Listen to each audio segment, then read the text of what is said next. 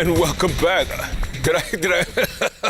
The conversation is so engaging with KR Member of Parliament Dindi Nyoro and Nyandu Member of Parliament Jared Okello. First timers on the bench. You guys, we have such a different opinion of you legislators, I'm sorry to say. For the most part, maybe we just focus on the loud ones or the boisterous ones or the noisemakers. But you guys are spewing some intelligence here. I'm actually quite impressed, both of you.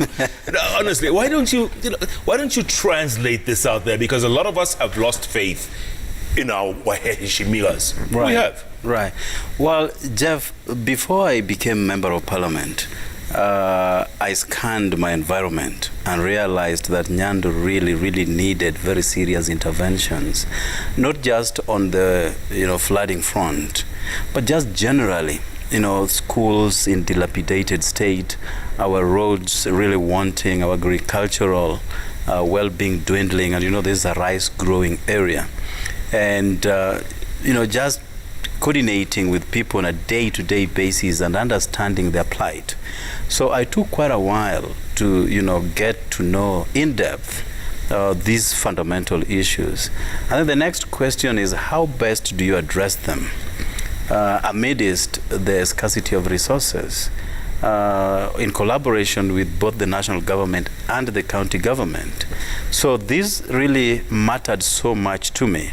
And I said, once I get there, of course, the first port of call is the national government CDF funds. Of which you get 100 million? 100 million, and very limited on what it does. It can only do schools and issues to do with security, build a chief's office or collaborate with the national government to do something for a police station. So amidst these scarce resources, I really figured out what we needed to do. Fine, making noise is good for the optics, okay? And there are many members of parliament who are more popular out there than they would be in the House. In the House, there's legislation, so you really have to have your points to put across on any bill or motion that comes across for debate. And many a times, apart from one of the TV stations that shows parliamentary proceedings, no one else pays any much attention to what goes on in there. Yet, that is the gist of legislation. And then there is the second limb of committees. And committees would be the second port of call, where lots and lots of oversight roles are carried out. And apart from very flimsy issues around maybe cancer or these headline-catching matters, no one pays attention to what happens in those committees. So we don't care we don't bother. They don't bother. And yet there are people who are up to task and understand these matters, and they play a very pivotal role on these committees. But the media has its own interest. There are people they would want to show on a daily basis abusing somebody in a public rally, and the electorate would demand that even before who speaks, let us hear from so and so. Just because when he comes out, he will be spewing hatred and vitriol. That is very attractive to the electorate.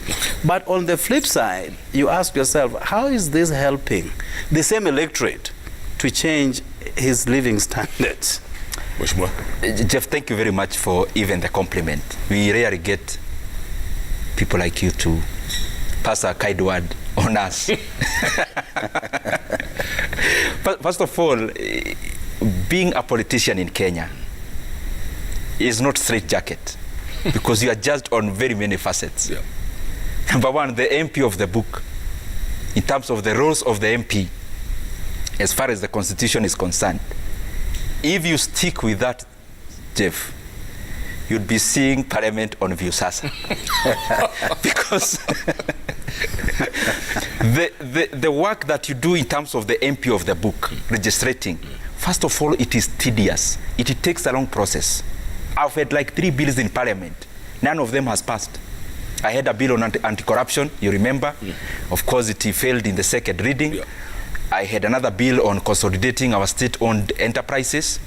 It has never been debated to date. I'm just trying to say that the expectations in terms of an MP of the book, if you stick by it, you may not have a very high chance of re-electability. The current MP of Kenya is not the MP of Parliament, unfortunately. It is the MP of the constituency. And I'm sure many MPs would side with me that CDF comes in very handy. Because the kind of economic level of our country, if you go to convince people how hard you are working by telling them how many bills you are passing, wengine watakuuliza kama watakula hiyo bill. Or you'll lay the bill ikuwe barabara huko nyumbani.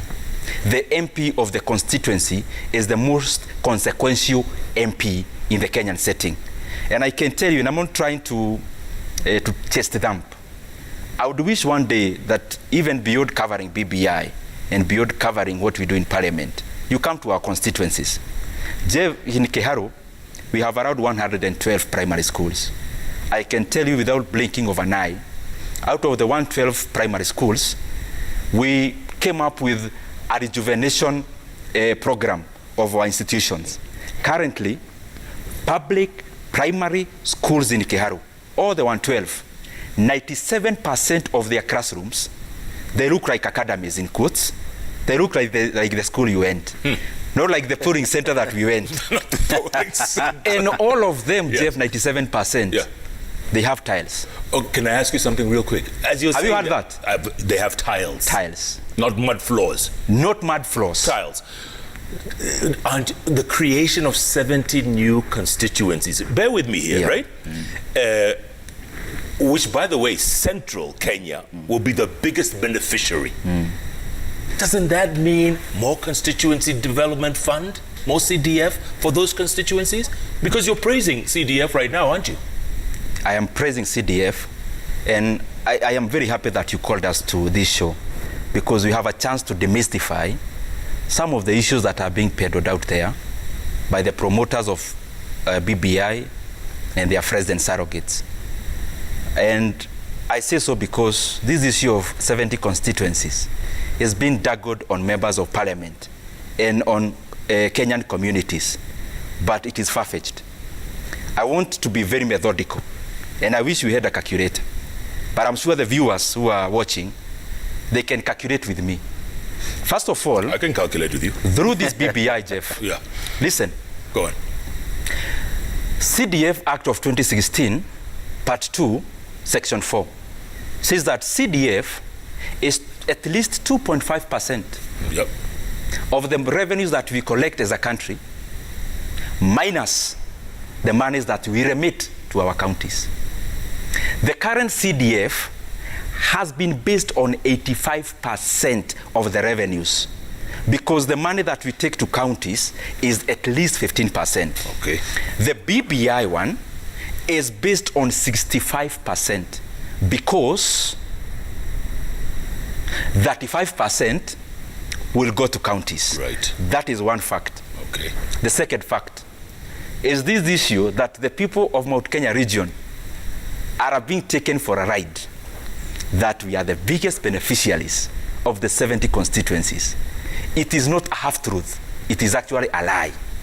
Out of the 70 constituencies, Mount Kenya region has got 11 counties, including Nakuru, by the way.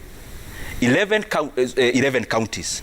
Out of those 9 counties, they become 11 when we include Nairobi and Lamu, because they are Mount Kenya predominant people in Lamu also. Out of the 9 Mount Kenya counties, we're only getting 17. That is 24% of all the new constituencies. Mount Kenya population is slightly above that 24%. How is Mount Kenya being favored? Let me give you a clearer example. Let's use, for example, a county like Murang'a, where I come from.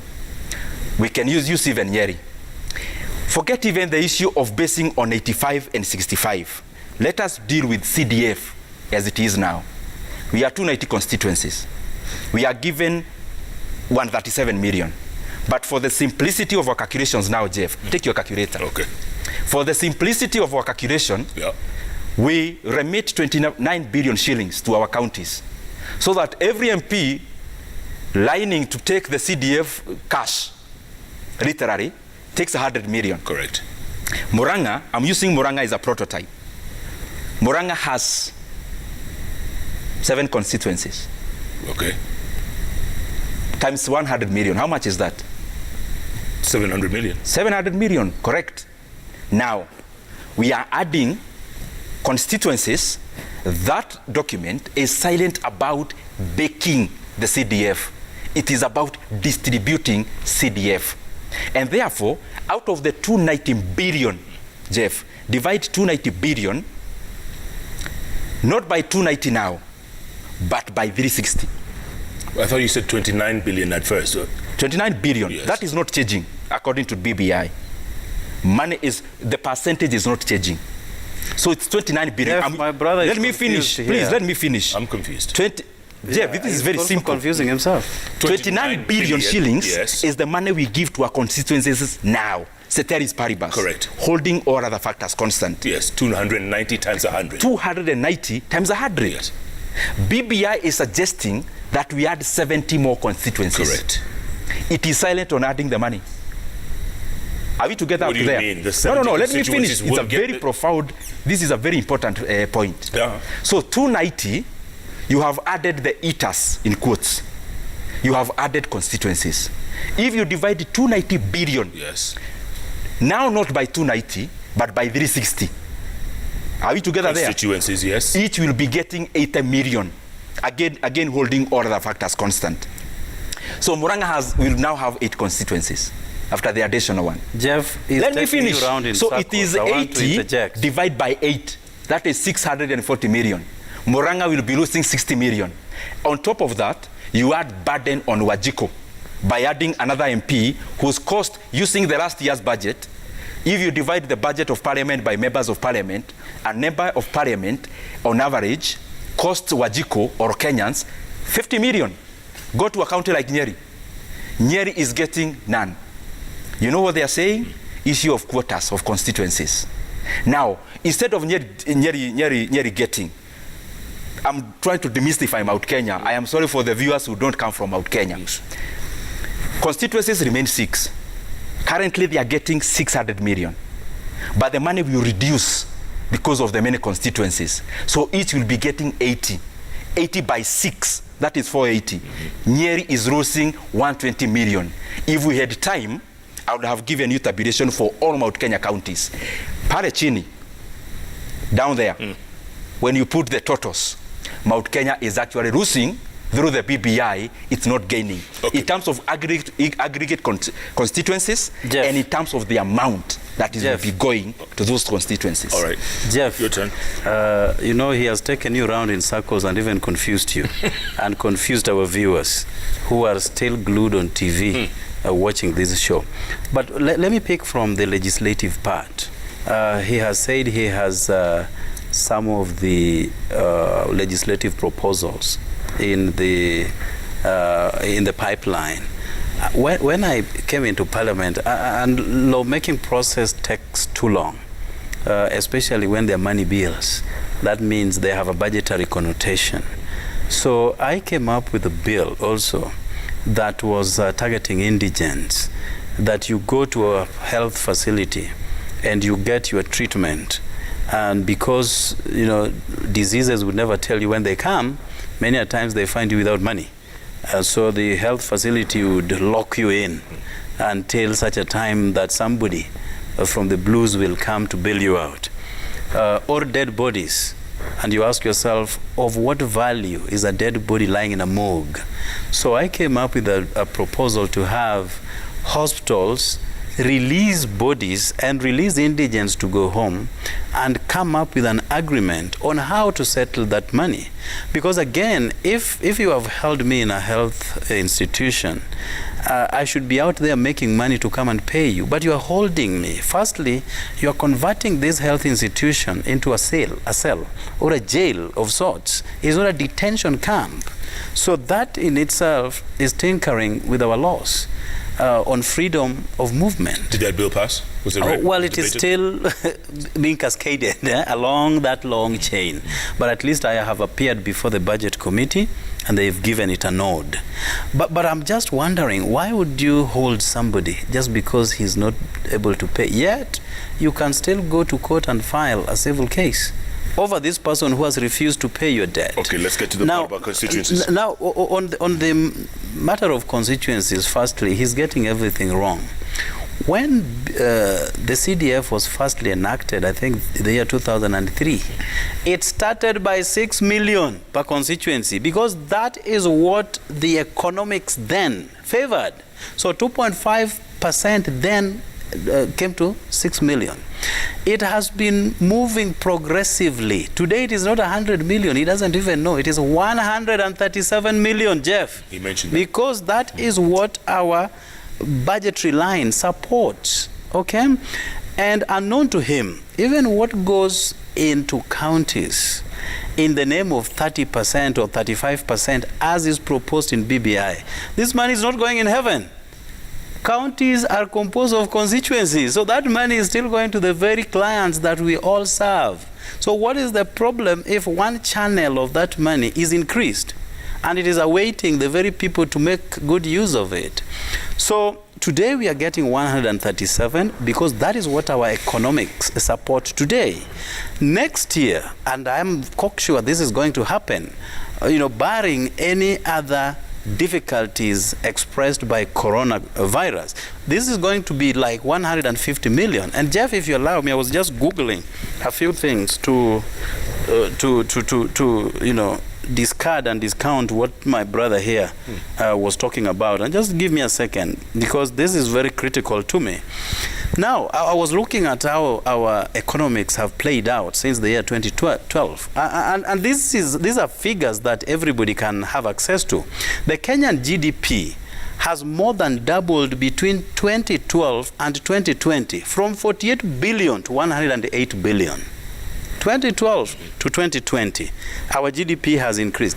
Income per capita has again more than doubled, from $65,000 to $140,000 per capita income within that same period of time.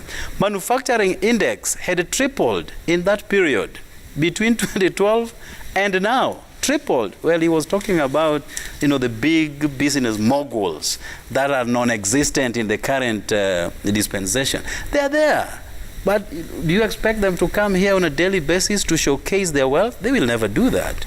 Then, commercial interest rates have gone down from an average of 19% to 11%. And these are facts that can be, verified. And banks and other lenders' loan books have increased fourfold by 400% in the same period. And you're the economist, huh? Yeah, you're the Jeff, economist. Well, he doesn't understand the economy. I want to well. advise my brother that even when you are googling, you can Google and still not engage your I don't want to say common sense. At least because I don't want to Googled sound anything. disrespectful. But I want to tell my brother Jared, even the richest country on earth in terms of GDP per capita, which is Qatar, has not reached the figures that you've just mentioned. The Kenyan GDP per capita currently is around $1,800. That is what is called nominal GDP per capita. If you configure the same in terms of something we call PPP, purchasing power parity, that goes to around $3,000. So it's far from the hundreds of thousands that you are mentioning. But I also want to say that the Kenyan GDP, it is true, it is around $100 billion. That is around 10 trillion Kenya shillings.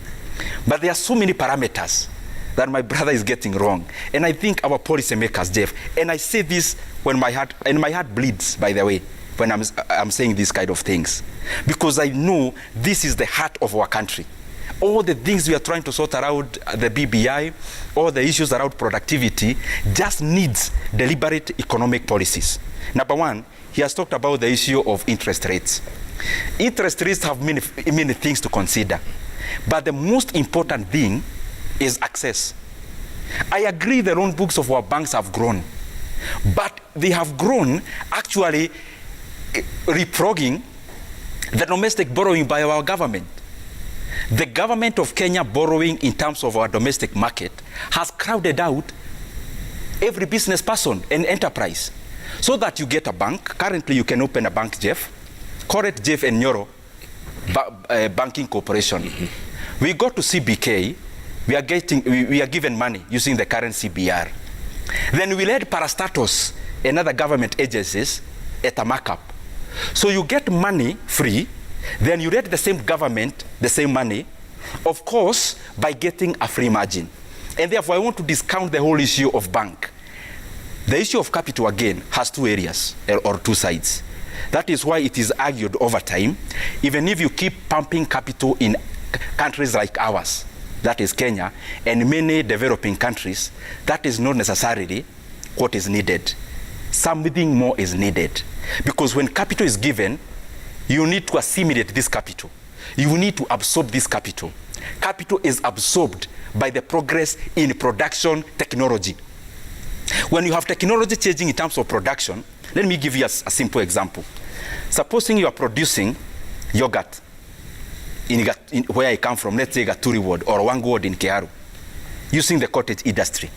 So you can produce 20 liters per day using the normal cottage manner. So for you to need more money from the bank, you need to upscale that your technology, so that you need a machinery, you need a boiler, you need a cooler, etc., etc., so that then you can absorb this capital. I believe there are countries that we can borrow from.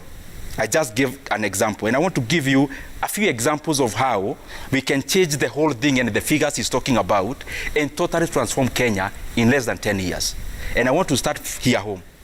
He's talked about this regime from 2012. I want to tell you, my brother, the GDP that has grown twofold. During Kibaki's time, I have just mentioned something called income, revenues. They grew fivefold. I can also mention the country that I referred before, just to show you how just policies, not even minerals, can change the destinies of nations. South Korea, I told you about General Park. When you get selfless leaders who have got foresight and their countries at heart, you can give your country wings. South Korea was at the level of Kenya in 1960. 66. Even in 1960, it was at the level of Kenya. By 1963, when General Park became a bona fide president, we were more or less the same level. He came up with a deliberate policy. The economy grew, the exports grew 363 times in 19 years. You can't compare that with twofold. Let me give you another example. How long was General Park in power? Only 19 years. Let me give you... Only 19. Only 19 years. If you want me to cut the same to 10 and give you the figures, I'll do that. Let me give you another country that we'll have to hit. That is China. China, there is a leader, a global icon called Mao Zedong. Politically, I love him. He's a good guy because he mobilized the Chinese people, brought them together, and built a nation. But his economic policies, and especially the Cultural Revolution, was very detrimental to the Chinese economy. And by the way, when he was the leader of China, Deng Xiaoping, who I'm just about to refer to, was the Secretary General of the Communist Party of China. When he died in 1978, this Mao Zedong, there were 2 years that were lost through the Gang of Four, including his wife. They were trying to sideline Mao Zedong from inheriting power. Fortunately, Mao Zedong took the reins of power in 1978. From 1978, just through policies, opening up economy, giving money to enterprise, giving the right policies, the economy of China, the wealth of China got its roots from there. Currently, the GDP per capita of China is sixfold that of Kenya. South Korea, which we are at the same level, their GDP per capita, which my brother is quoting, is 30 times that of Kenya. We can go to Singapore. When Lee Kuan Yew took over Singapore, we were basically actually doing better than Singapore. Through concise policies, there was no minerals. Hakuna mafuta ilipatikana Singapore, nothing additional other than the brain of the leader. And the port. Currently, it is among the highest countries in terms of GDP per capita. And Lee Kuan Yew was in office how many years? 40 what? Up to 1990, but correct. We can cut the same to 10 years. We can give many countries, Jeff, to show that all the data that we are giving can actually reflect in the pockets of Kenyans if we just get the right policies. And why haven't we done that? Let me ask you. I'm going to go magic. Well, why haven't we done that? You keep talking in lofty tones, by the way. Why haven't we done that? What's been the problem? Can I give you my real answer? Yes, short. You know, politicians can get real answers and the good answers. Give me the real answer. I'll give you the real answer. Number one problem of Kenya, from where I sit, and I'm not trying to import or impute improper motives on anyone. Number one is something called state capture. The factors of production, the people who have always held the factors of production, both the traditional and the current modern ones, are the same. Jeff, when you have democracy, even when you talk about factors of production, the money trickles down to many more people. And therefore, their ingenuity, their imagination, their input in terms of technology counts for something in terms of the economy. Lastly, you know, people keep asking, this issue of hustlers, you people are trying to divide Kenya, because I've heard that many times. Let me give you a brief statistic from the government of Kenya, Kenya National Bureau of Statistics. In Kenya, we have around 18.5 to 19 million hustlers, by the definition that you know, people who are in the informal sector. The people who are licensed within that informal sector, a person with a kabaza in town, a castall somewhere in Thika, those who are licensed are just about 8.9 million. Jeff, do you know the surplus per worker for those licensed enterprises is around 50,000 per month? The other 10 that are unlicensed hustlers, the hawkers, etc., they form the bulk. These are around 10 million Kenyans, unlicensed hustlers. Do you know what their surplus is per month? It is just apparently 3,000 shillings. If we just get the mechanism of shifting this base of people who are generally dependents and make them real agents of the economy, our country would grow by 40% without doing anything more. Wow. Okay. Well, Jeff, if you allow me, before I go to the tweets? Before you go to the tweets. You know, you were driving a point to my brother Ndindi that he failed to grasp. He has eluded many countries that have been very successful, and probably we started on the same pedestal with them then. You alluding to the fact that certainty in terms of leadership is key in all these things. I mean, 19 years, 41 years, 43 years in power under the same person who had the vision of his country.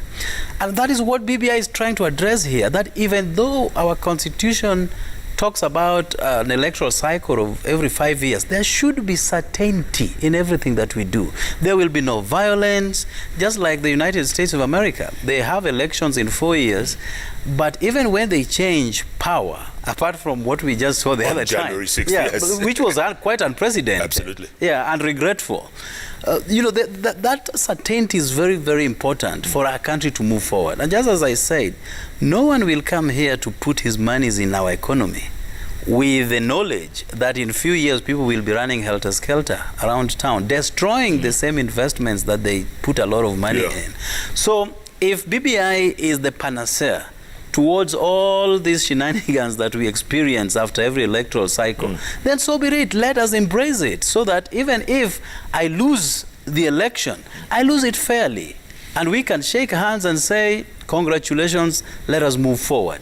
That is what BBI is all about. It's not about creation of these jobs, creation of, well, he talked about some 5 gentlemen who are going to occupy the echelons of offices. No, it's about how do we create certainty that when I lose fairly. Okay, when you win, Jeff, you win fairly. And there will be no contestation. All the examples that I gave, transition to democracies. China, you may not call it a democracy in the Western point of view. Right. But it remains that it's a democracy. We have change of guard. South Korea is a straitjacket democracy, an adulterated democracy, meaning we have leaders who come and go. Currently, Singapore, I'm just repeating the examples that I gave. After 1990, by the way, not after 1990, from 1960, Jeff, let me finish. Lee Kuan Yew was being elected democratically through his party PAP. That's what they say. And therefore, they are democracies. The issue of transitioning and stability cannot be sorted by cherry picking the way my brother is trying to do and trying to kupakarangi, superficial solutions. All right, can I read some tweets? Or yes, please, go ahead. I'm getting tired of standing here. Okay.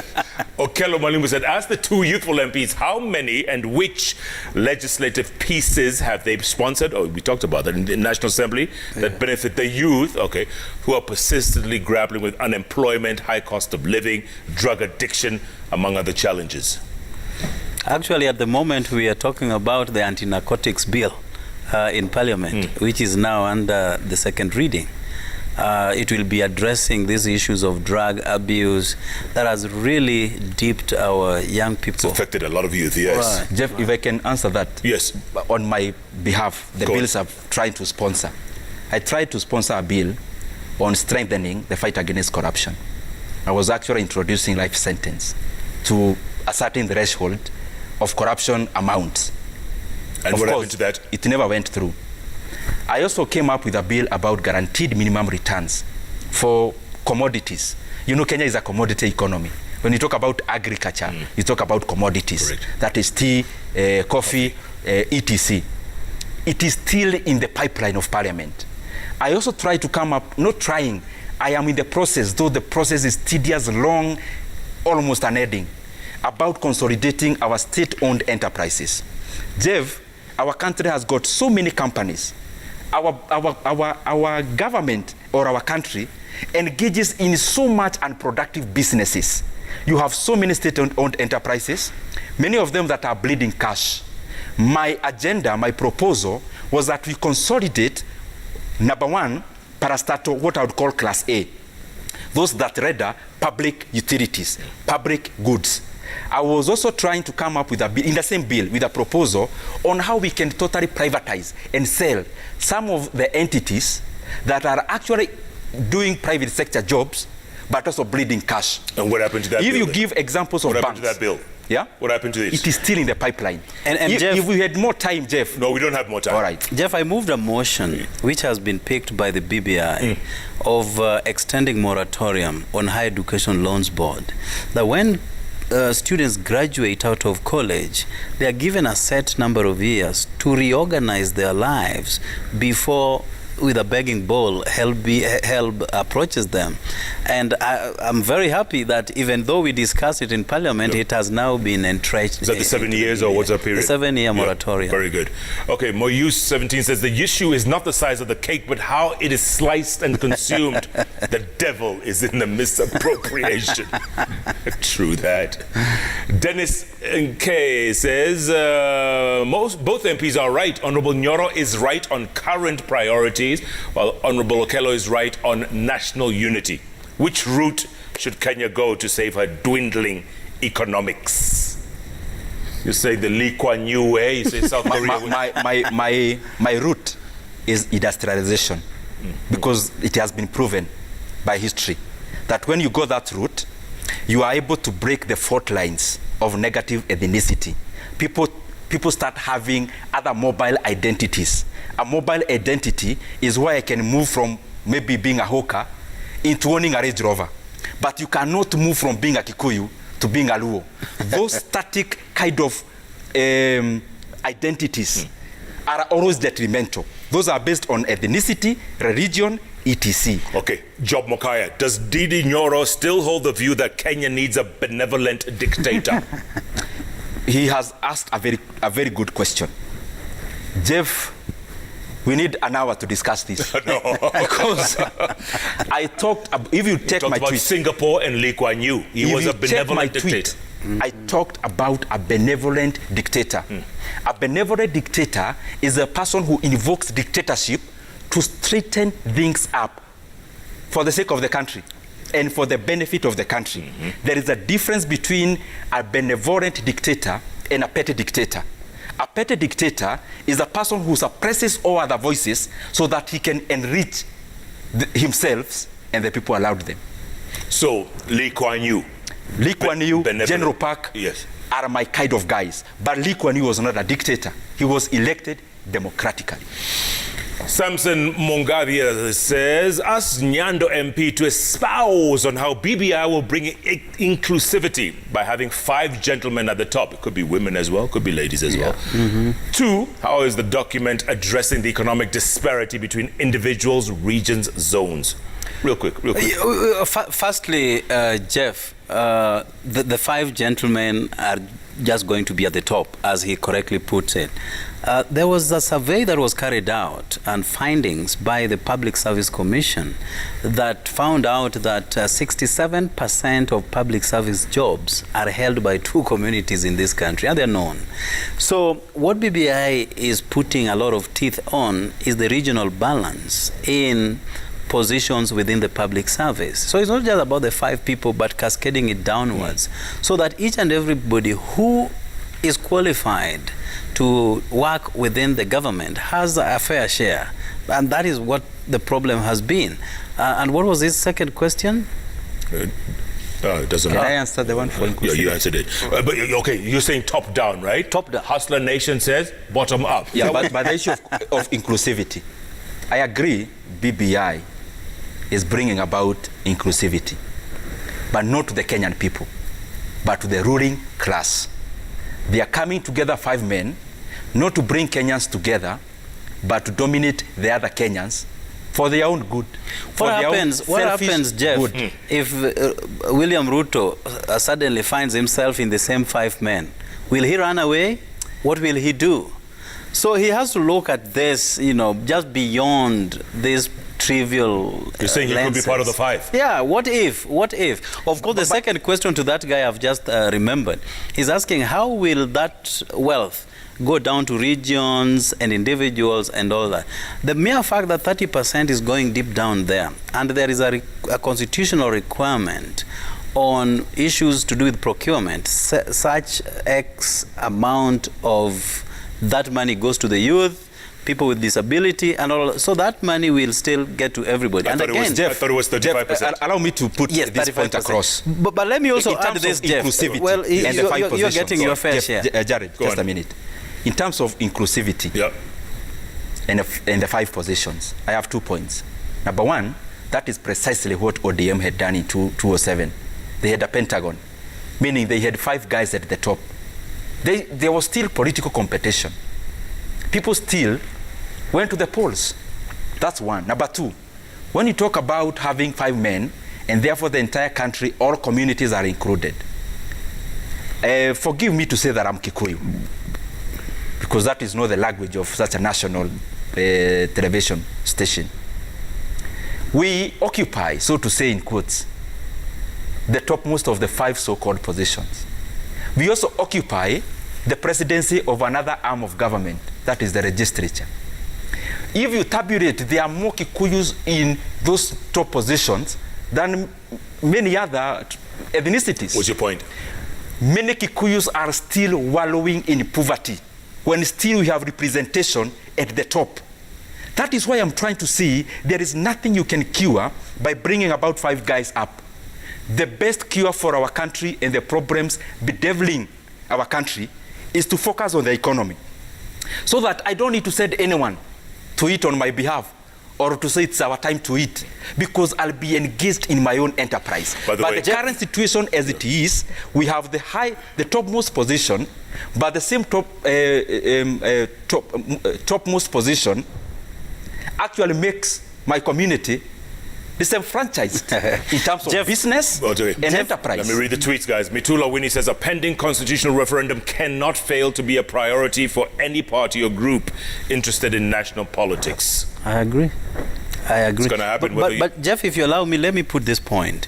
The Constitution prefers at least 138 people in one constituency. Now, the 290 constituencies that we have has some... You said how many? 198? 138 people in one constituency. The 290 constituencies that we have, some of them have less than 10,000 people. So what BBI has done, in order not to scrap them, it has firstly secured the 290 constituencies and added on 70 constituencies based on the data received from the Kenya Bureau of Statistics. Otherwise, we were going to have some of these small ones like Lamu East, Lamu West be scrapped off our radar. Philip Mtemi says, after all is said and done, all we want is a good environment for us to work for ourselves, environment to create opportunities, just as the leaders are trying to create opportunities for them. Is everyone for themselves and God for us all? That's what we are trying to kill. I believe so. All right, gentlemen, it's 11:30. I have to go to sleep. Yeah. Oh. And the sign language interpreter is... Let's continue till morning. Jeff? You see how time flies? People are having fun? Imagine. Closing thoughts. Mheshimiwa, let's start with you. Closing thoughts going forward as a nation. Yes. Jeff, it has been demonstrated that Kenyans are ready for a new constitutional moment. We do know areas where we are going to address some of the issues that have affected us on our transactions as a country. But again, on the flip side, we do not expect a perfect 100% constitution. Even the American Constitution, at the advent of their independence, in very few days, they still had the first amendment that came soon after. We have had this constitution for the last 11 years. We have won this issue. We know where it pinches. And that is why both the president and the prime minister met and identified key areas of concern. So let us go make do with this. It is better than the current one that we have that has, stratified people and have preferred positions to go towards a particular direction. So if somebody was becoming too ambitious, that we are going to wake up one morning and have the most perfect constitution the world over, that is not going to happen. So let us go with this. In few years, we are going to have the second, amendment, third amendment, fourth amendment. So let us go step by step. And we are still a developing country. Young in terms of its existence since the year 1963. You can't compare with countries such as the US that have been there since 1776. Correct. So we have still having a long way to go. But at least one step made forward creates a whole difference, Jeff. Absolutely. Mheshimiwa, you get the last word. Thank you, Jeff. I first want to thank you for the opportunity, but my closing remarks would be that BBI should not be a priority for our nation, because I believe through the kind of discussion we had today, Kenyans can see that we have more pressing things that we can do. Our country currently, when President Uhuru took up the reins of power in 2013, our debt, both domestic and external, was around Kenya shillings 1.8 trillion. Currently, the debt reported by the Central Bank of Kenya is in excess of 8 trillion. That you have not added to the debts guaranteed by GOK to state-owned enterprises and counties. That is to a tune of 3.4 trillion. Cumulatively, we have borrowed, or our current threshold of our current borrowing starts at around 11 trillion Kenya shillings. That is actually beyond even the limit given by Parliament of 9 trillion. And therefore, we have actually overborrowed beyond our own laws. I think for our country to move in the right direction, the issue of the Constitution is not the impediment. It is the right policies. The right policies to make everyone included as an agent of economic transformation, so that we lessen the side of dependence and bring about everyone to be an agent of the productive economy. Currently, let me finalize with a country like Vietnam. Vietnam is more or less like our country, Kenya, in terms of fragmentation, but also their GDP per capita is close to ours. Through their deliberate policies currently, by the way, unemployment rate in Vietnam is the lowest in the world. You may talk about wages and incomes being low, but at least everyone now is being included as an agent of the economy. Their unemployment rate is around 2.2%, even below that of the US. Their income may be different. Lastly, we need to look at the productivity of the many agents that we have. Kenya being an agricultural nation, we need to work on data, not just opinions, Jeff. Data, number one, If you go to Murang'a, I have done the research. If you go to the farms in Murang'a, the productivity in land that is engaged in floriculture and horticulture has the highest productivity, at around 120,000 per annum. Our staple food maize that everyone grows, including my mother, is among the least. But because of our culture, we grow maize instead of the highly productive ones. That is only around 25,000 per acre per annum. Go, for example, to Western Kenya. We have always talked about this Mumia sugar, etc., etc. We need a leader who will bite the bullet, not just play populist. Tell the people of Western Kenya the current cost of producing sugar per ton in the world is around $250 per ton. In Kenya, it is $850 at the gate of the factory. We need to ask ourselves, do we need, for example, crop substitution so that we can increase the productivity of the things that we engaged our citizens on? All right. Jeff, we as Parliament expanded our debt portfolio to 24 trillion. So at 11, from we are 9, still the margin. From 9 trillion. Yes, yes. Gosh, so we are Jeff, still within I am the just margin. so surprised. My brother, you We need are to still use within your the books margin. properly. So when let did us that borrow happen? for development. No, when did that happen? You you seldom miss come Our to Bunge. current debt He ceiling. seldom comes Jeff, to Bunge. is You 9 need to trillion. educate my brother. Our current debt ceiling, we passed it in Parliament. It was 9 trillion. It is only 9 trillion. You can and we check. have overborrowed 24 beyond the trillion. limit of that 9 trillion. Didinyoro, MP Oh, Kiaro, thank you, Jeff. Jarakello, MP Nyando, thank you, gentlemen. Thank you. Let's do this again another time.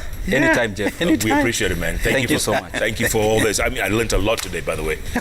Yeah, well done. And thank you for watching, folks, and your tweets and your feedback. As always, you know, if it's Wednesday, it's all about those 3 letters on the keyboard that follow each other. JKL, right here on Citizen Television. Oh, Eid Mubarak to all our Muslim brothers and sisters. Oh, yes. Jadung, jadung. Jeff.